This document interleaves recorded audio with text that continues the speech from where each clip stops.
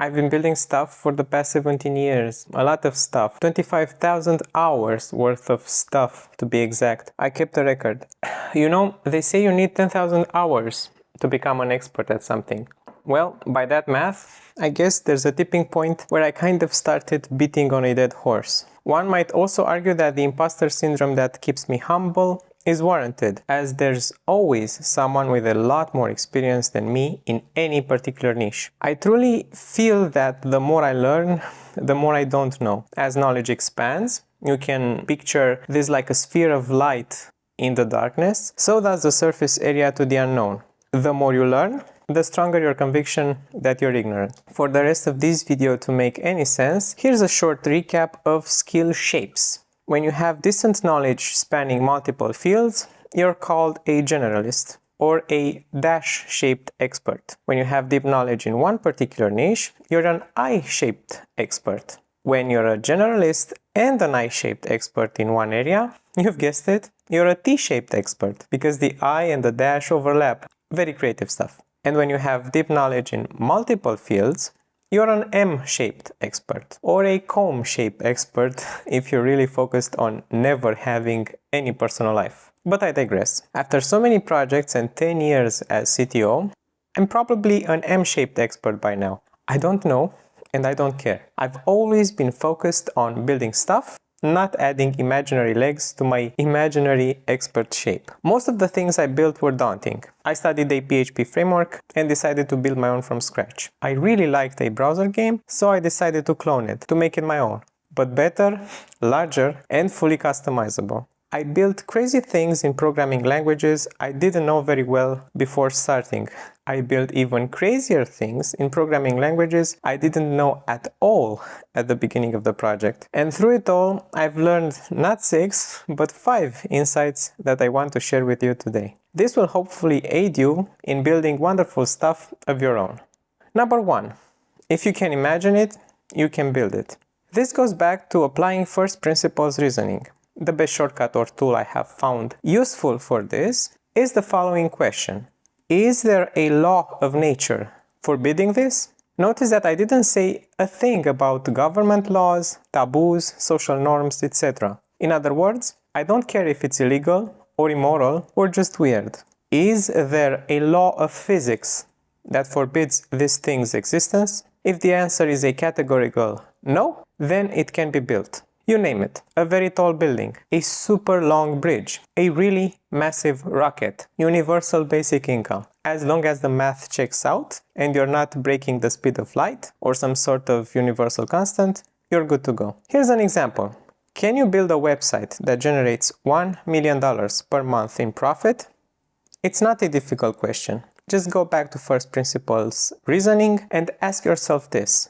Is there any law of nature that would forbid a $1 million per month website? No, of course there isn't. So it can be done. The purpose of this exercise is to focus your mind to the possibilities of the universe. It's absolutely not an exercise in optimism, but one in hyper-realism. Not a tool for daydreaming, but rather one for escaping mental prisons of your own creation. Not a tool for focusing on the impossible, but one for changing the definition of what's possible that was dictated to you by society for that dictated by nature.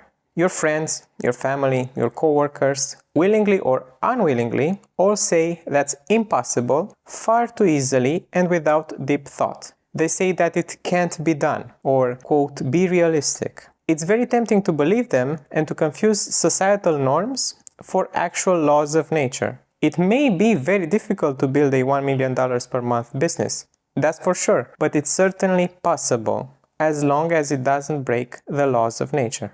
2. Pain is self-inflicted. It's a good rule of thumb to just stop blaming others. Your parents, your friends, your teachers, your co-workers, society. It's true that you may have been hurt in the past, that people intentionally acted against you, that they put you down or told you that you cannot do stuff. But I'm here to tell you that perception truly is reality.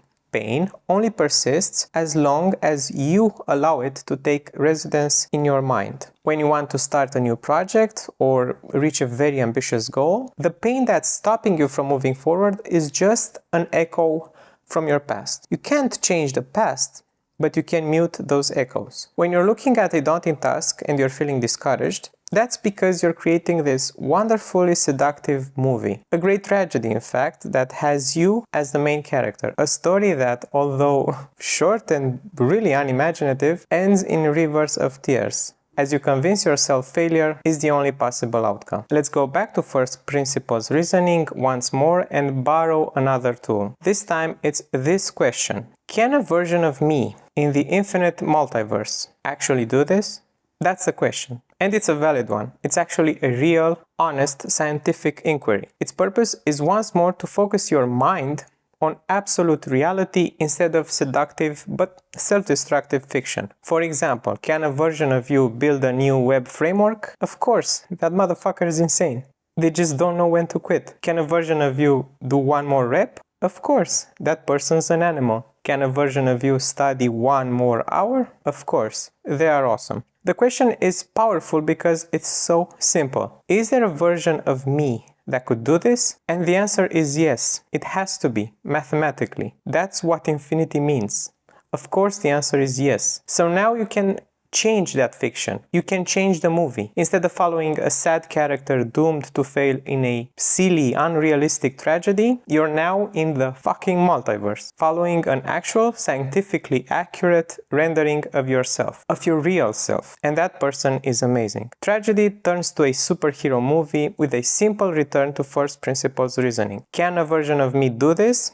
Yes, an infinity of versions of you actually do it. And so will you. Difficulty is internal, not external. The perceived difficulty of any task is just that, perception. There are mechanisms inside all of us that prefer idleness to change. Going back to the laws of nature, there's actually this Newtonian law of motion. In fact, the entire universe, as it turns out, is lazy as shit. The law of motion is that objects will not change their motion unless an outside force acts upon them. A ball that rolls down a hill will keep on rolling until something stops it. A lazy bum watching reruns of Seinfeld all day will keep doing that until either out of popcorn or evicted. This time you need two separate tools to fight this monster. Again, going back to first principles reasoning, we borrow the following. Divide and conquer, and it takes as long as it takes. A difficult task stays difficult as long as you keep staring at it.